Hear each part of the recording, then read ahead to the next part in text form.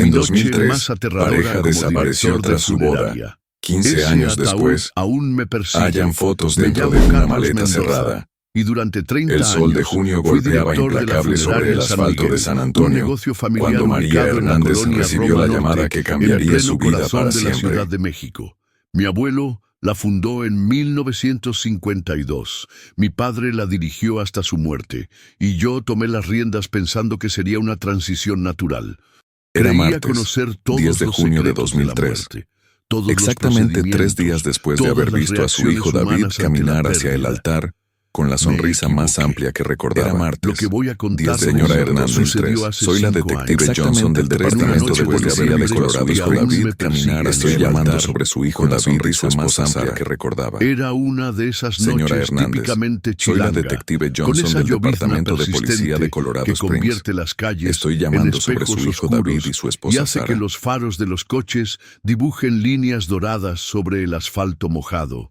El aire olía a ozono y a esa mezcla particular de escape de camión, tacos de canasta y humedad que solo existe en nuestra ciudad. Eran las 11:30 de la noche cuando sonó el teléfono de emergencias. Yo estaba en mi oficina revisando los preparativos para el funeral de la mañana siguiente. La señora Esperanza Vázquez, de 86 años, que había muerto pacíficamente mientras dormía. Un caso tranquilo como me gustaban. Mi asistente, Roberto, se había ido a casa después de terminar el embalsamiento y yo me quedé para ultimar detalles y revisar las flores que había entregado la florería El Clavel Rojo. El timbre del teléfono cortó el silencio como un cuchillo. En 30 años había aprendido a distinguir los tipos de llamadas por el tono de voz de quien hablaba. Esta era una llamada oficial, fría, protocolar. Funeraria San Miguel, buenas noches. Habla Carlos Mendoza. Señor Mendoza, habla el doctor Ramírez del Hospital General. Tenemos un caso para usted. Accidente de tránsito. Víctima masculina de 28 años. Los familiares han solicitado específicamente sus servicios. Anoté los detalles mientras el doctor me explicaba. Diego Herrera Castillo, arquitecto soltero, había perdido el control de su automóvil en el viaducto Miguel Alemán. El impacto había sido devastador. Los servicios médicos lo habían declarado muerto en el lugar del accidente a las 21:15 horas. ¿Cuándo pueden traerlo?, pregunté, revisando mi agenda mental. En 1 hora aproximadamente. La familia está muy alterada, señor Mendoza.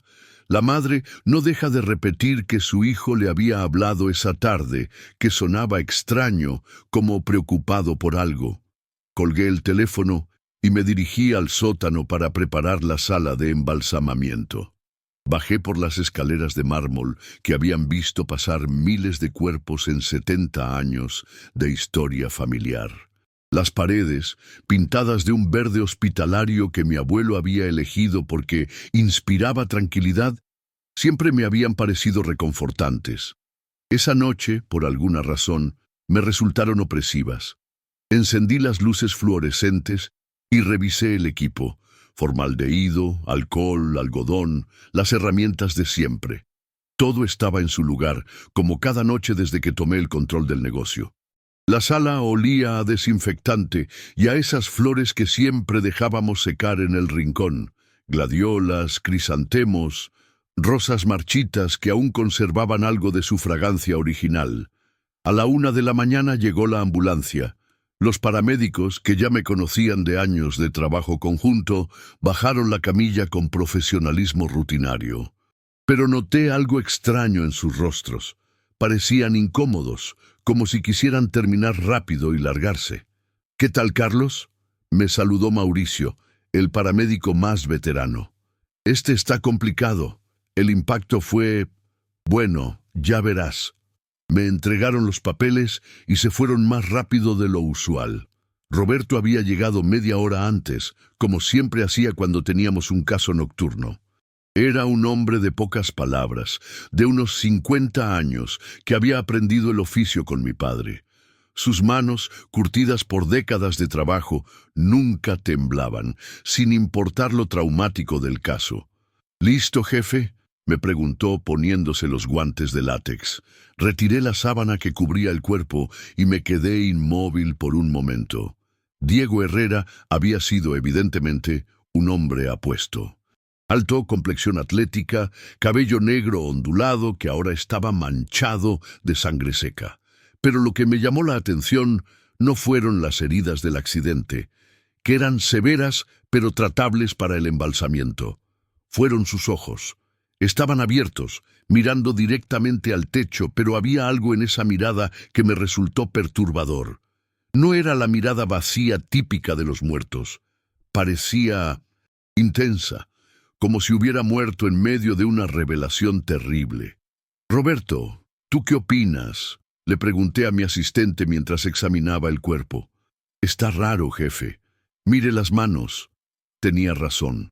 Las manos de Diego estaban crispadas en una posición extraña, como si hubiera estado aferrándose a algo con desesperación. Las uñas estaban rotas, con residuos de lo que parecía ser madera. «Debe haber tratado de agarrarse del volante durante el impacto», dije, más para convencerme a mí mismo que para explicar lo que veíamos. Comenzamos el proceso de embalsamiento. Roberto preparó las herramientas mientras yo examinaba las heridas para determinar el mejor método de reconstrucción facial. El trabajo de un director de funeraria no es solo preservar el cuerpo, es devolver la dignidad al difunto, hacer que las familias puedan recordar a su ser querido en paz. Pero cuando comencé a limpiar la sangre del rostro de Diego, algo me detuvo. Su piel estaba fría, como era normal, pero había una rigidez extraña, diferente a la rigidez cadavérica que conocía tan bien. Era como si los músculos estuvieran tensos por voluntad propia, como si el cuerpo se resistiera a nuestro trabajo. «Roberto, pásame el relajante muscular», le pedí. Inyecté la solución en varios puntos, esperando que la tensión disminuyera. En lugar de relajarse, los músculos parecieron contraerse más. El rostro de Diego se crispó ligeramente, como si hubiera sentido dolor. «Esto está muy raro», murmuró Roberto, retrocediendo un paso. Durante mis 30 años de experiencia, había visto reacciones post-mortem extrañas, espasmos musculares tardíos, cambios de posición debido a la descomposición, incluso emisión de gases que podían hacer que un cuerpo pareciera moverse. Pero esto era diferente, esto parecía voluntario. Decidí continuar con el procedimiento. Había una familia esperando, una madre devastada que quería despedirse dignamente de su hijo. No podía permitir que mis nervios interfirieran con mi profesionalismo. Mientras Roberto preparaba la máquina de embalsamamiento, yo me concentré en limpiar y reconstruir las heridas faciales. Diego había recibido un golpe fuerte en la frente, probablemente contra el parabrisas, y tenía laceraciones menores en las mejillas. Nada que no hubiera visto antes, nada que no pudiera reparar. Pero cada vez que tocaba su piel, sentía una extraña resistencia, como si el cuerpo rechazara mi contacto. Era sutil, casi imperceptible, pero después de décadas en este negocio, uno desarrolla una sensibilidad especial hacia estas cosas. «Jefe», me llamó Roberto desde el otro lado de la sala, «venga a ver esto». Me acerqué a donde él estaba preparando el equipo de embalsamamiento. La máquina funcionaba perfectamente, pero cuando conectó los tubos al sistema circulatorio de Diego, algo extraño sucedió. El fluido embalsamador, que normalmente fluye sin problemas por las venas, encontró una resistencia inusual. El medidor de presión mostraba lecturas erráticas, como si algo bloqueara parcialmente el flujo. «¿Revisaste los tubos?», le pregunté. «3 veces. Todo está bien por nuestro lado». Ajusté la presión manualmente, pero el problema persistía. Era como si el sistema circulatorio del joven arquitecto se negara a recibir el fluido que lo preservaría. En ese momento, cuando me inclinaba sobre el cuerpo para revisar las conexiones, sucedió algo que aún me hace temblar las manos al recordarlo. Diego abrió los ojos. No fue un reflejo post-mortem. No fue un espasmo muscular, fue un movimiento deliberado, consciente. Sus ojos se abrieron lentamente, como si despertara de un sueño profundo, y me miraron directamente. En esa mirada había reconocimiento, había conciencia, había terror. Roberto gritó y se alejó de la mesa, tirando una bandeja de instrumentos que cayó al suelo con un estruendo metálico que resonó por toda la sala subterránea. Yo me quedé paralizado, mirando esos ojos que no deberían estar viendo nada, esos ojos que habían estado sin vida durante más de 4 horas. Diego movió los labios, como si quisiera hablar, pero no salió sonido alguno. Su boca se abrió y cerró varias veces, en un gesto desesperado de comunicación que me helaba la sangre. «Esto no puede estar pasando», murmuré, retrocediendo hasta chocar contra la pared. Los ojos de Diego me siguieron con una intensidad que jamás había visto en un ser vivo, mucho menos en alguien que llevaba horas muerto. Roberto había salido corriendo escaleras arriba, y yo me quedé solo en esa sala subterránea, bajo la luz fría de los fluorescentes, frente a un imposible que desafiaba todo lo que sabía sobre la vida y la muerte. El silencio era absoluto, roto solo por el zumbido eléctrico de las luces y el goteo constante de una tubería que siempre había tenido una pequeña fuga. Pero en ese silencio pude escuchar algo más. Una respiración lenta, laboriosa, que no debería existir. Diego estaba respirando. Me quedé inmóvil durante lo que parecieron horas, aunque probablemente fueron apenas unos minutos. La respiración de Diego era irregular, como la de alguien que lucha por mantenerse consciente después de un golpe fuerte. Su pecho subía y bajaba con un ritmo errático que desafiaba toda lógica médica. 30 años en este negocio me habían enseñado a mantener la calma en situaciones extremas. Había visto familias destrozadas, accidentes horríficos, suicidios que marcaban para siempre a quienes los descubrían, pero esto era diferente. Esto rompía las reglas fundamentales de la realidad que conocía. «Diego», susurré, acercándome lentamente a la mesa. «¿Me escuchas?»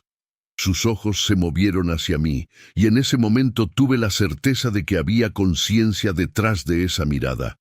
No era la mirada vacía de un moribundo, ni el reflejo automático de un sistema nervioso dañado.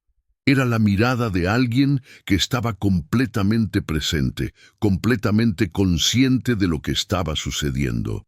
Intenté de nuevo hablar, y esta vez logró emitir un sonido. Un gemido ahogado, como si tuviera la garganta llena de agua. Me incliné más cerca para escuchar y pude distinguir que trataba de formar una palabra. «Ayuda». «¿Ayuda?», pregunté, sintiendo cómo se me erizaba la piel. «¿Quieres que te ayude?». Asintió ligeramente con la cabeza. Un movimiento casi imperceptible, pero inconfundible. Mi mente médica, entrenada durante décadas, entró en modo automático. Si Diego estaba vivo, necesitaba atención médica inmediata. Tomé mi teléfono y marqué el número de emergencias. Pero cuando estaba por presionar el botón de llamada, algo me detuvo. ¿Cómo explicaría esto? ¿Cómo le diría a un paramédico que el hombre que había sido declarado muerto hacía más de 4 horas estaba respirando en mi mesa de embalsamamiento? ¿Cómo explicaría que había comenzado a inyectarle formaldehído en las venas? Diego volvió a intentar hablar, y esta vez las palabras fueron más claras, aunque su voz sonaba como si viniera desde el fondo de un pozo. «No, estaba muerto». «¿Qué?». Me acerqué tanto que pude sentir su aliento frío contra mi oído. «¿Qué dices?». Podía ver todo. Un escalofrío me recorrió la espalda. ¿Había estado consciente todo este tiempo? ¿Durante el traslado? ¿Durante nuestra preparación? ¿Durante el inicio del embalsamiento? «Diego, voy a llamar a una ambulancia. Te van a ayudar». Pero cuando levanté el teléfono otra vez, su mano se movió con una rapidez sobrenatural y me agarró la muñeca. Su agarre era firme, desesperado y sorprendentemente fuerte para alguien que había estado muerto durante horas. «No», dijo con voz más clara, «no pueden ayudarme». «¿Por qué? ¿Qué te pasa?». Sus ojos se llenaron de lágrimas, y en ese momento vi en ellos un terror tan profundo que me costó trabajo mantener la mirada. «Estoy atrapado», murmuró, «entre los dos mundos». «¿De qué hablas? ¿Qué dos mundos?». Pero antes de que pudiera responder, escuché pasos en la escalera. Roberto había vuelto, probablemente después de haberse calmado, o tal vez después de haberse tomado un trago de la botella de tequila que guardaba en su escritorio para emergencias. «¡Jefe!», gritó desde arriba. «¿Está bien? ¿Qué pasó?». Diego apretó mi muñeca con más fuerza y me miró con desesperación. «No le digas», susurró. «Por favor, aún no». «Roberto, espera arriba un momento», le grité sin apartar la vista de Diego. «Necesito revisar algo». Los pasos se detuvieron en la mitad de la escalera. «¿Estás seguro, jefe? Lo que vimos, eso no es normal». «Dame 5 minutos», respondí. «Te llamo cuando esté listo». Esperé hasta que escuché sus pasos alejándose, y entonces me concentré completamente en Diego. «Explícame qué está pasando», le dije. «¿Cómo es posible que estés vivo?». Diego cerró los ojos por un momento, como si reuniera fuerzas para hablar. «El accidente», comenzó con voz laboriosa. «No fue accidente». «¿Qué quieres decir?». Algo me empujó». «¿Quién? ¿Viste quién te empujó?». «No era humano». Las palabras cayeron en el aire frío del sótano como piedras en un estanque. Sentí que el mundo se tambaleaba ligeramente a mi alrededor. «Diego, escúchame. Has tenido un trauma severo. Es normal que tengas confusión, alucinaciones». «No». Su voz se elevó, y por primera vez desde que despertó, sonó completamente clara y fuerte. «Sé lo que vi, sé lo que sentí». Se incorporó ligeramente en la mesa, haciendo un esfuerzo sobrehumano. Las heridas en su frente comenzaron a sangrar otra vez, pero él parecía no notarlo. Iba conduciendo por el viaducto, como todas las noches. Venía de la oficina. Había estado trabajando hasta tarde en los planos del nuevo centro comercial en Santa Fe. Era una noche normal, Carlos. Una noche completamente normal. El hecho de que supiera mi nombre, sin que yo se lo hubiera dicho, me perturbó profundamente. «¿Cómo sabes mi nombre?». «He estado observando. Desde que llegué aquí. Podía ver todo, escuchar todo, pero no podía moverme. No podía hablar». «¿Durante cuánto tiempo?». «Desde que me declararon muerto en el accidente». Pude ver a los paramédicos trabajando en mi cuerpo. Pude sentir cuando me subieron a la ambulancia. Pude escuchar cuando llamaron a mis padres. Su voz se quebró al mencionar a sus padres, y las lágrimas comenzaron a rodar por sus mejillas. «Continuó», le dije suavemente. Iba manejando, escuchando música, pensando en el proyecto. De repente, sentí una presencia en el coche. Al principio pensé que era mi imaginación. Ya sabes cómo es cuando uno maneja solo de noche por la ciudad. Pero entonces la temperatura bajó drásticamente. En segundos, el interior del auto se volvió helado. Diego hizo una pausa, temblando, aunque no sabía si era por el frío o por el recuerdo. Miré por el espejo retrovisor y vi una sombra. Pero no era una sombra normal. Se movía independientemente de cualquier fuente de luz. Era densa, sólida y tenía forma humana, pero distorsionada. «Diego, déjame terminar». Su agarre en mi muñeca se intensificó. La sombra se extendió desde el asiento trasero hacia el volante. Sentí unas manos heladas cubrir las mías, y por más que luchaba, no podía controlar el auto. Me obligó a girar bruscamente hacia la derecha, directo hacia el poste de luz. ¿Y qué pasó después del impacto?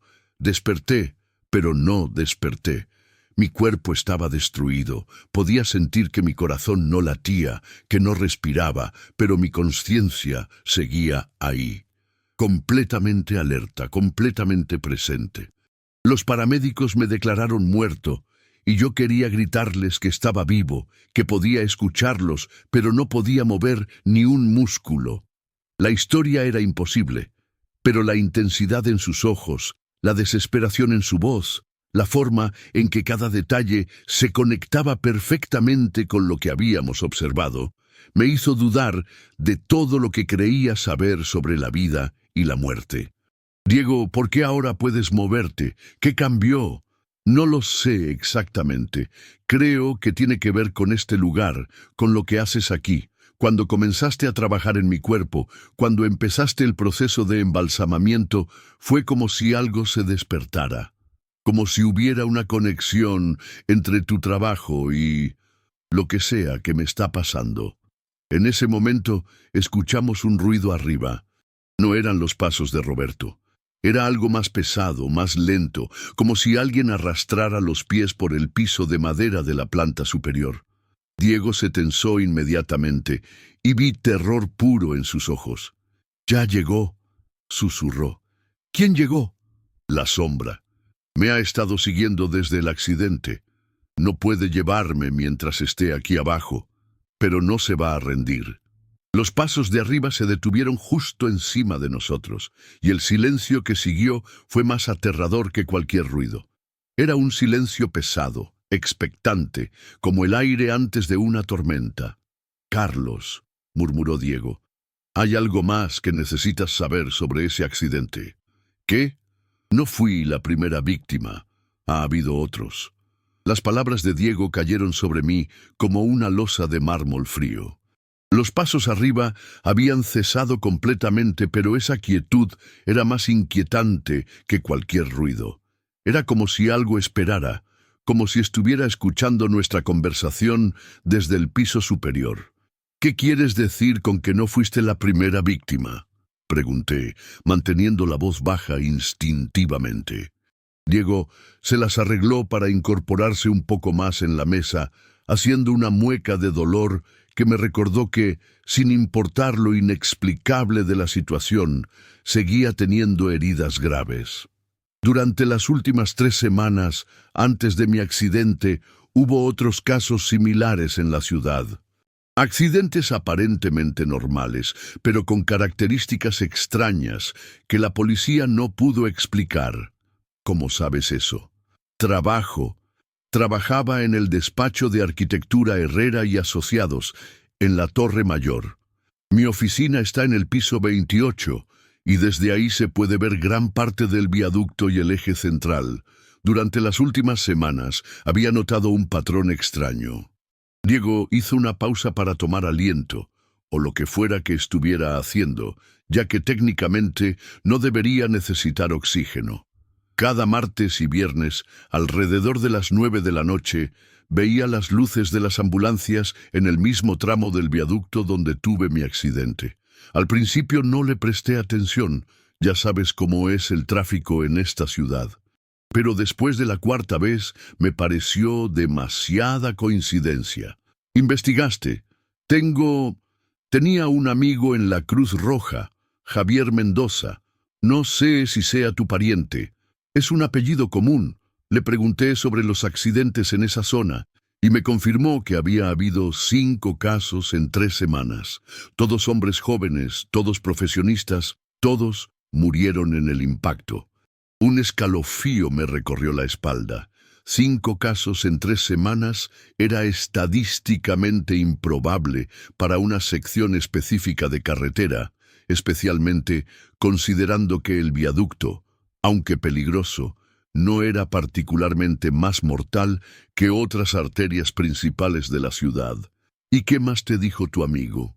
Eso fue lo más extraño, Carlos. Javier me contó que en todos los casos, los paramédicos reportaron anomalías.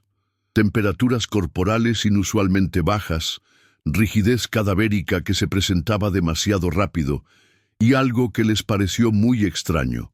Todos los cuerpos tenían las uñas rotas, como si hubieran estado luchando contra algo. Miré instintivamente las manos de Diego. Las uñas rotas que Roberto y yo habíamos notado al principio ya no parecían resultado del impacto contra el volante. Pero hay algo más, continuó Diego, su voz volviéndose más urgente. Javier me dijo que 3 de esos 5 cuerpos habían sido trasladados a funerarias pequeñas, familiares como esta, y en los 3 casos hubo incidentes. ¿Qué tipo de incidentes? Problemas con el equipo de embalsamamiento, temperaturas anómalas en las salas de preparación y reportes de los empleados sobre ruidos extraños durante la noche. En ese momento, como si hubiera estado esperando la pausa perfecta en la conversación, se escuchó un golpe seco en el techo, directamente arriba de nosotros.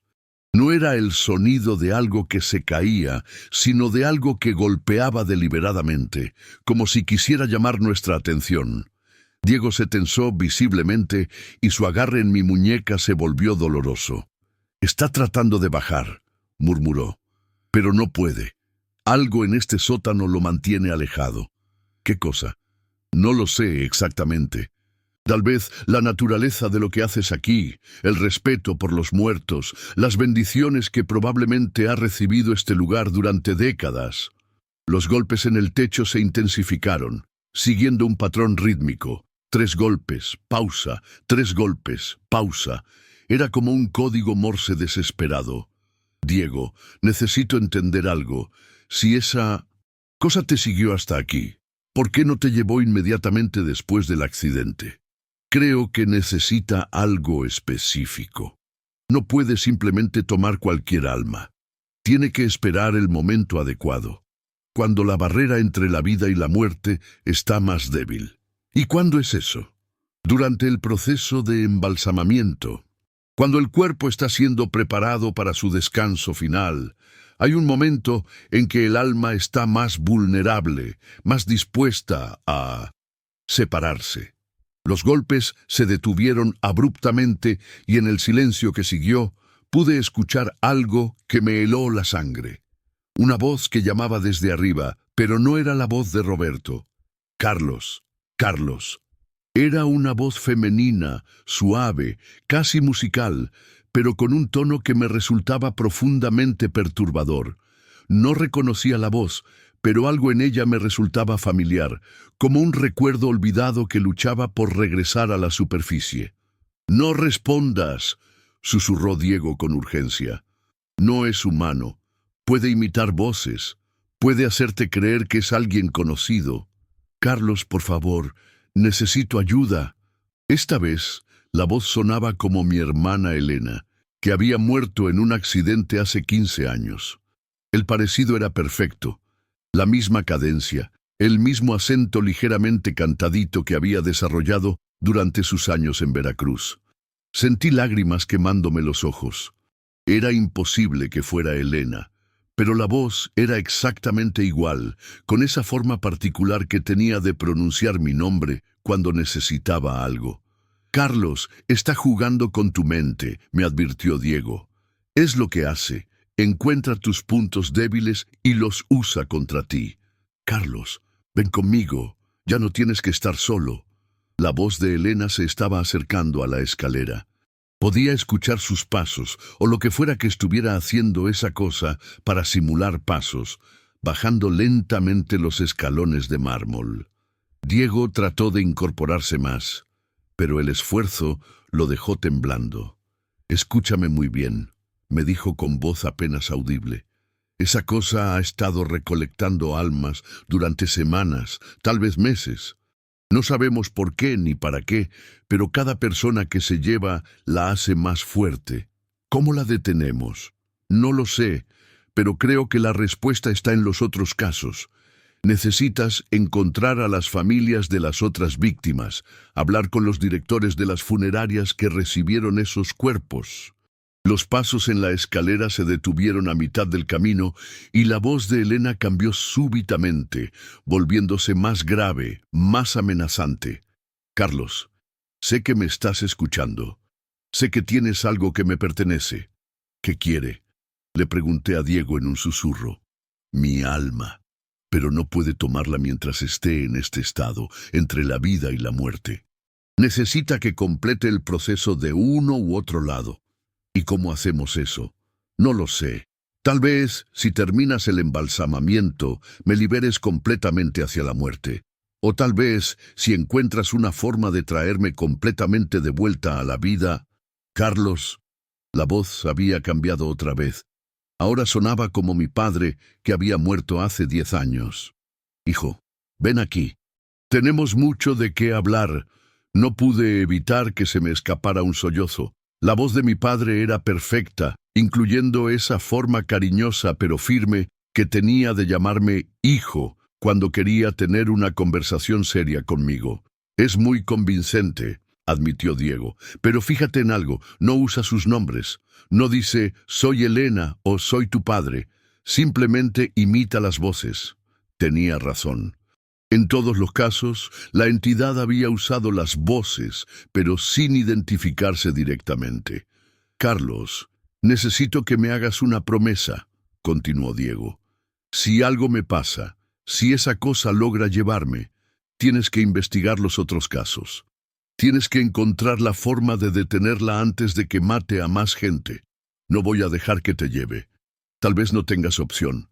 Pero si puedes averiguar qué quiere, por qué está recolectando almas de hombres jóvenes profesionistas, tal vez puedas encontrar una forma de detenerla. Los pasos en la escalera se reanudaron, más rápidos ahora, más decididos. Ya no era la voz de mi padre la que hablaba, sino algo que sonaba como múltiples voces superpuestas, como un coro desafinado y perturbador. Carlos, Diego, sabemos que están ahí. Es hora de que vengan con nosotros. Nosotros, murmuró Diego. Ya no es una sola entidad. Ha absorbido a las otras víctimas. En ese momento, las luces del sótano comenzaron a parpadear erráticamente, creando un ambiente estroboscópico que hacía que las sombras danzaran como cosas vivas en las paredes. La temperatura bajó dramáticamente, tanto que pude ver nuestro aliento condensándose en el aire, y entonces, en el último escalón antes de llegar al sótano, apareció una figura. No era Elena, ni mi padre, ni Roberto. Era una silueta completamente negra, como un recorte humano hecho de oscuridad pura. Pero lo más aterrador era que no tenía una forma definida. Cambiaba constantemente, como si fuera hecha de humo espeso que luchara por mantener una forma humana. «Hola, Carlos», dijo la figura, con una voz que era una mezcla horrible de todas las voces que había usado antes. «Hemos venido por Diego, pero tú también puedes venir si quieres reunirte con tus seres queridos». Diego se las arregló para ponerse de pie, tambaleándose pero manteniéndose erguido. A pesar de sus heridas, a pesar de estar técnicamente muerto, había una determinación feroz en sus ojos. «No te lo voy a permitir», le dijo a la sombra. «No tienes elección, Diego. Ya no perteneces al mundo de los vivos. Es hora de que vengas con nosotros, de que te unas a nuestra colección». «¿Colección de qué?», grité, sintiendo una furia extraña creciendo dentro de mí. La sombra se volvió hacia mí, y aunque no tenía rostro visible, pude sentir su sonrisa. «Almas talentosas, Carlos, arquitectos, ingenieros, doctores, artistas, gente con habilidades especiales que podemos usar. ¿Para qué? Para construir algo maravilloso en el otro lado. Un reino perfecto donde no existe el dolor, ni la pérdida, ni la soledad». «Mentira», murmuró Diego. «Los he visto, Carlos. A los otros. Están atrapados, conscientes pero sin control, siendo forzados a crear cosas horribles para esa cosa».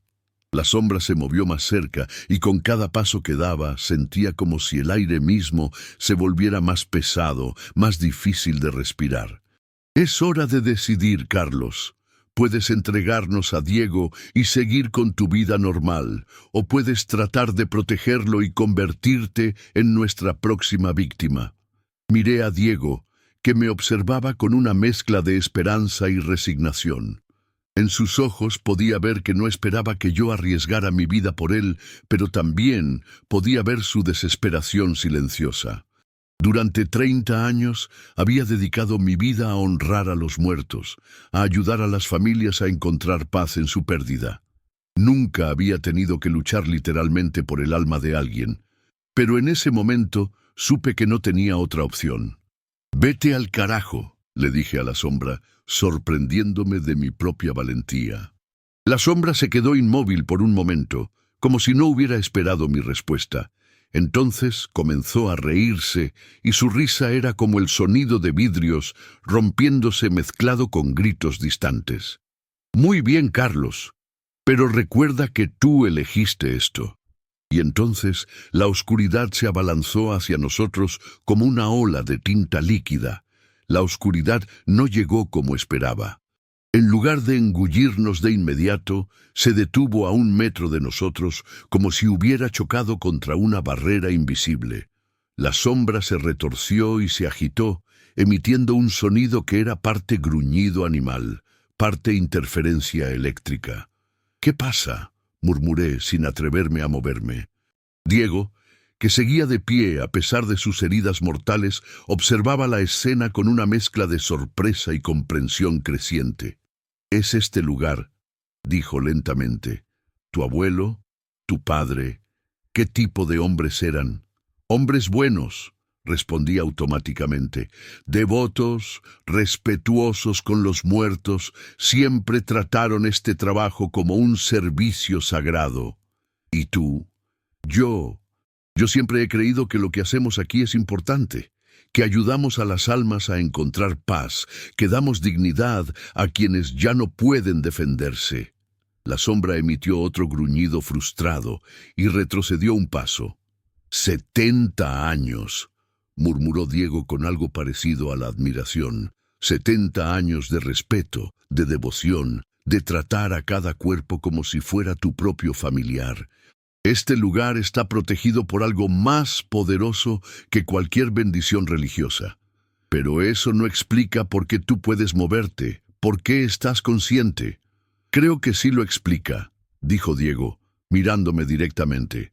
«Tu trabajo, tu dedicación, tu respeto genuino por los muertos, creo que creó un campo de protección alrededor de este lugar. Y cuando comenzaste a trabajar en mi cuerpo con esa misma dedicación, esa misma reverencia, me dio la fuerza suficiente para luchar contra lo que me estaba pasando». La sombra comenzó a hablar otra vez, pero ahora su voz sonaba distorsionada, como si viniera de muy lejos. «No pueden esconderse ahí para siempre, Carlos. Tengo tiempo, puedo esperar». «¿Cuánto tiempo?», le grité. «¿Cuánto tiempo llevas haciendo esto?». «El tiempo no significa nada para mí. He estado recolectando durante décadas, Carlos. Tu hermana Elena, ella fue una de las primeras». Sentí como si me hubieran golpeado en el estómago. Elena había muerto en un accidente automovilístico hace 15 años, en circunstancias que nunca se esclarecieron completamente. «Estás mintiendo», dije, pero mi voz tembló. «Pregúntale a tu amigo qué se siente estar atrapado entre mundos. Elena ha estado consciente todo este tiempo, Carlos, consciente y sola, esperando a que alguien venga por ella». Diego me puso una mano en el hombro. «No le creas. Está tratando de manipularte». Pero la semilla de la duda ya había sido plantada. ¿Y si Elena había pasado 15 años atrapada, consciente, esperando? ¿Y si todas las noches que yo había pensado en ella, todas las veces que había visitado su tumba, ella había estado gritando en silencio por ayuda? «Puedo llevarlos con ella», continuó la sombra, su voz volviéndose más persuasiva. «Pueden estar juntos otra vez, Carlos. Tú, Elena, Diego, todos unidos en un lugar donde nunca más tendrán que preocuparse por el dolor o la pérdida». «¿Y qué hay de las otras víctimas?», pregunté, tratando de ganar tiempo mientras procesaba la información. «¿Qué hay de los arquitectos, los ingenieros? Están construyendo algo hermoso, Carlos. Un reino perfecto donde las almas pueden descansar en paz eterna». Entonces, ¿por qué necesitas forzarlos? Si es tan perfecto, ¿por qué no van voluntariamente? La sombra se quedó en silencio por un momento, y en ese silencio pude sentir su frustración. Los vivos están demasiado aferrados a su existencia imperfecta, finalmente respondió. No pueden ver la belleza de lo que les ofrezco. Porque no es belleza, dijo Diego firmemente. Es esclavitud. He visto fragmentos de ese reino perfecto tuyo. No es paz lo que les ofreces a las almas, es una eternidad de trabajo forzado. ¡Silencio!, rugió la sombra, y las luces del sótano se apagaron completamente. En la oscuridad absoluta pude escuchar su movimiento, no pasos, sino algo como el sonido de tela arrastrándose por el piso. Se estaba moviendo alrededor de nosotros, buscando una debilidad en la protección invisible que nos rodeaba. «Carlos», susurró Diego en la oscuridad, «necesito que hagas algo por mí». «¿Qué? Termina el embalsamamiento». «¿Qué? No. Si hago eso, morirás realmente». «Ya estoy muerto, Carlos. Pero si completas el proceso, si me das el descanso apropiado que merezco, mi alma podrá encontrar paz verdadera. Y esa cosa no podrá usarme. Pero, ¿y si me honras de la forma en que has honrado a todos los muertos que han pasado por aquí? Si me tratas con la misma dignidad y respeto, tal vez esa protección que has construido durante décadas sea suficiente para mantener a esa cosa alejada permanentemente». En la oscuridad pude sentir la presencia de la sombra moviéndose más cerca, probando los límites de lo que fuera que nos protegía.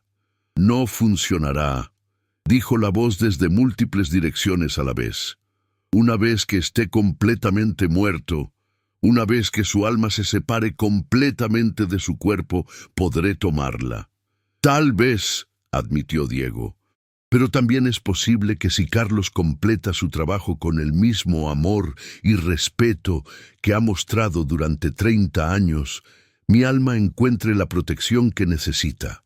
«Es un riesgo enorme», murmuré. «Todo lo que vale la pena requiere riesgo, Carlos. Y si no funciona, al menos habré tenido la oportunidad de luchar».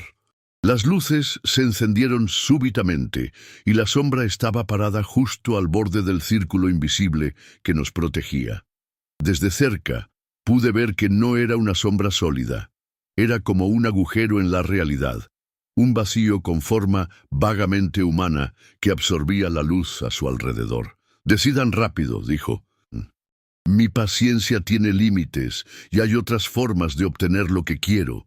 «¿Qué otras formas?» «Tu asistente Roberto está arriba, inconsciente pero vivo. Puedo usarlo para llegar hasta ustedes. O puedo esperar hasta mañana, cuando vengan los familiares de Diego.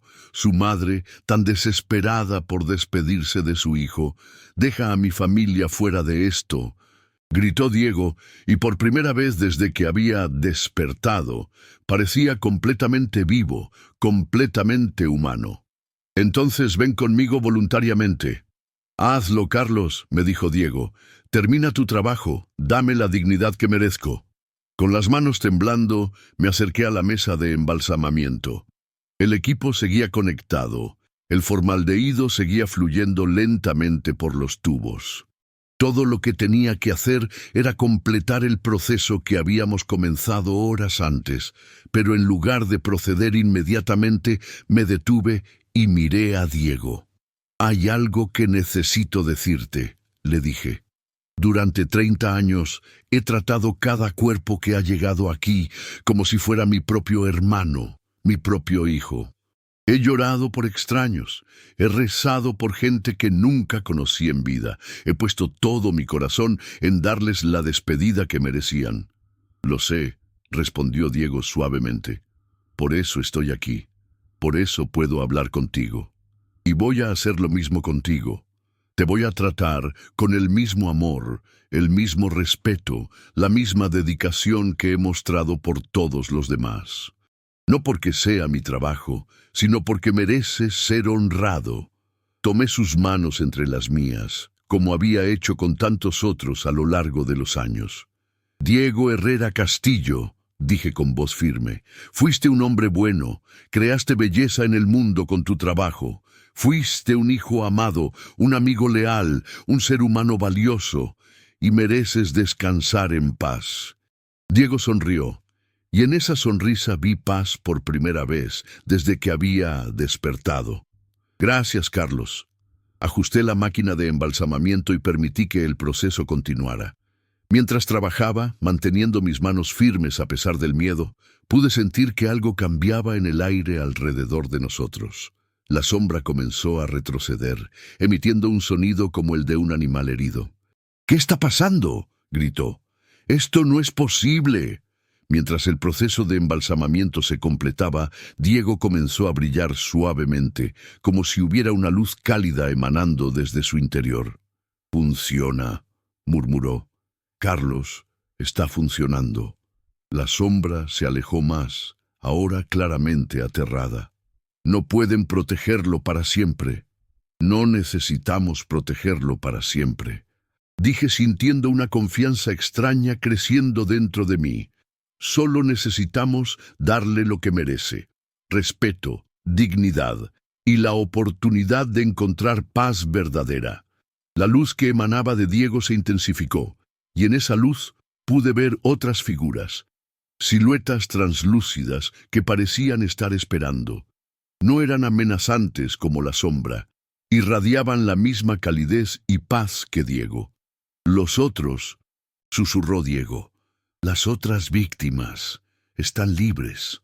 La sombra emitió un grito que hizo temblar toda la estructura de la funeraria y entonces comenzó a disolverse, como humo dispersándose en el viento. «Esto no ha terminado», fueron sus últimas palabras antes de desvanecerse completamente. Diego me miró una última vez, y en sus ojos vi gratitud infinita. «Gracias por darme lo que necesitaba», dijo. «Gracias por honrar mi memoria». «Gracias por confiar en mí», respondí. Diego cerró los ojos, y esta vez fue diferente. No fue la pérdida repentina de conciencia que había visto tantas veces en mi carrera. Fue como si se durmiera, como si finalmente pudiera descansar después de una larga batalla. La luz se desvaneció gradualmente, y me quedé solo en el sótano de la funeraria San Miguel, con el cuerpo tranquilo de Diego Herrera Castillo en la mesa de embalsamamiento. Pero ya no estaba asustado. Por primera vez en horas me sentí en paz. Roberto bajó las escaleras media hora después, pálido y confundido. «Jefe, ¿qué pasó aquí arriba?». Desperté en el suelo de su oficina y no recuerdo nada después de ver que él abrió los ojos. «Roberto», le dije, terminando de preparar el cuerpo de Diego con el mismo cuidado que había usado durante 3 décadas. «Creo que acabamos de ayudar a alguien a encontrar el camino a casa». El funeral de Diego Herrera Castillo se llevó a cabo 2 días después. Su madre, una mujer elegante de unos 60 años, me agradeció personalmente el trabajo que habíamos hecho. «Se ve muy en paz», me dijo, tocando suavemente la mano de su hijo, como si finalmente hubiera encontrado descanso. «Así es», le respondí. «Su hijo descansa en paz». Y era verdad. Durante los años que siguieron, nunca más tuve experiencias paranormales en la funeraria. Nunca más sentí presencias extrañas o escuché voces inexplicables. Era como si la batalla que habíamos librado esa noche hubiera purificado el lugar para siempre. Pero el caso de Diego cambió mi perspectiva sobre mi trabajo. Entendí que lo que hacemos los directores de funeraria va más allá de la preservación de cuerpos y la consolación de familias. Somos, en cierto sentido, guardianes de la frontera entre la vida y la muerte, protectores de aquellos que ya no pueden protegerse a sí mismos. 5 años han pasado desde esa noche, y aunque ya no dirijo la funeraria diariamente, mi sobrino ha tomado gradualmente las responsabilidades. Sigo viniendo cada noche a revisar que todo esté en orden. No porque tenga miedo de que la sombra regrese, sino porque he aprendido que algunos lugares requieren vigilancia constante, respeto constante, amor constante. porque al final descubrí que el amor es la única protección verdadera contra la oscuridad. Y cada noche, antes de apagar las luces y cerrar la funeraria, susurro una pequeña oración por Diego Herrera Castillo y por todas las almas que han encontrado paz entre estas paredes. Porque en 30 años de trabajo con los muertos, finalmente aprendí que a veces, solo a veces, los muertos necesitan que los vivos luchen por ellos. Y cuando eso sucede, cuando tienes la oportunidad de hacer la diferencia entre la paz eterna y el tormento eterno, descubres de qué estás realmente hecho. Esa noche, Diego me enseñó que mi trabajo no era solo sobre la muerte, era sobre la redención. Y aunque su ataúd descansa ahora en el Panteón de San Fernando, y aunque su alma encontró finalmente la paz que merecía, todavía pienso en él cada día. Porque fue él quien me mostró que incluso en la oscuridad más profunda, incluso cuando enfrentamos fuerzas que van más allá de nuestra comprensión, el amor y el respeto pueden ser más poderosos que el miedo. Y esa es una lección que vale la pena llevar tanto en la vida como en la muerte.